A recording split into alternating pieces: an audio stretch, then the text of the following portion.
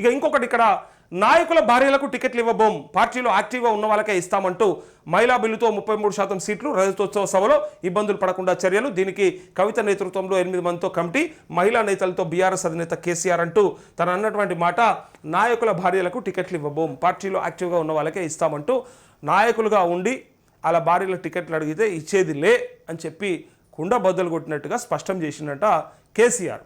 అయితే ఇక్కడ అలా భార్యలు చాలా మట్టుకు బీఆర్ఎస్ ఒక్క పార్టీ విషయం చెప్పట్లేదు, వేరే అన్ని పార్టీలలో చాలా యాక్టివ్ రోలు పోషిస్తూ ఉంటారు. ఏ నాయకుల భార్యలైనా కూడా కొద్దిమంది మాత్రమే వెనక్కి తగ్గి ఉంటారు, కానీ మిగిలిన వాళ్ళంతా సమానంగా పనిచేస్తూ ఉంటారు, సమానంగా ప్రయత్నం చేస్తూ ఉంటారు. దానికి కారణం ఏంటిదో మనందరికీ ఎరక.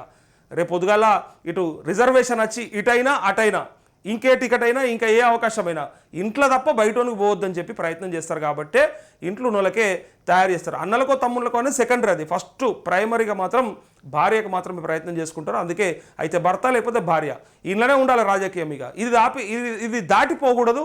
కాబట్టి వాళ్ళు ఆల్మోస్ట్ సోషల్ మీడియాలో కూడా ఫుల్ యాక్టివ్గా ఉండడానికి కారణం అదే. మీరు చూడండి, మీరు చాలామంది నాయకుల భార్యలు ఆల్రెడీ సోషల్ మీడియా అకౌంట్లు ఓపెన్ చేసుకొని వాటిల్లో చాలా యాక్టివ్గా పార్టిసిపేషన్ ఉన్నది. ఎందుకోసం అంటే రేపు పొద్దున ఒకవేళ ఇక్కడ రిజర్వేషన్ కలిసి రాకనో ఇంకే సందర్భంలోనో, ఇక అది కొన్ని చెప్పరాదు, కానీ కొన్ని ఏ సందర్భంలోనో అది ఊహిస్తారని కాదు, కానీ చెప్పలేము, కొన్నిసార్లు అట్లా కూడా జరుగుతుంది కదా.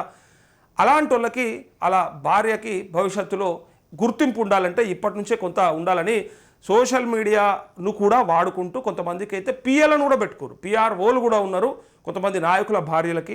ఆ పిఆర్ఓలు వాళ్ళకి సంబంధించినటువంటి డైలీ ఏదైనా యాక్టివిటీస్ ఉంటే, అలా భర్త పోలేని ప్లేస్కి ఏదైనా మీటింగులు ఉంటాయి, లేకపోతే ఇంకో చోటుకో పోయిన కాడ, లేదు 10 మంది కలిసినప్పుడు మాట్లాడే వీడియోలు ఇట్లా తీసుకుంటా ఇక ఇప్పటి నుంచే వాళ్ళను హైప్ క్రియేట్ చేయడానికి ప్రయత్నం చేస్తూ ఉంటారు. అయితే గుర్తింపు లేకపోతే మాత్రం, అంటే తను చెప్పేది ఏంటంటే పార్టీలో పనిచేస్తే తప్ప నాయకుల భార్యలేమో కదా అని చెప్పి మాకు అవకాశం ఇమ్మంటే ఇయ్యము అని చెప్పి డైరెక్ట్గా చెప్తున్నట్టుగా ఇక్కడ కేసీఆర్ మాటగా ఉంది. సో రజతోత్సవ సభలో ఇబ్బందులు పడకుండా చర్యలు, దీనికి కవిత నేతృత్వంలో 8 మందితో కమిటీ, మహిళా నేతలకు అయితే బీఆర్ఎస్ అధినేత కేసీఆర్ చెప్పినట్టుగా ఈ వార్త ఉంది ఇక్కడ.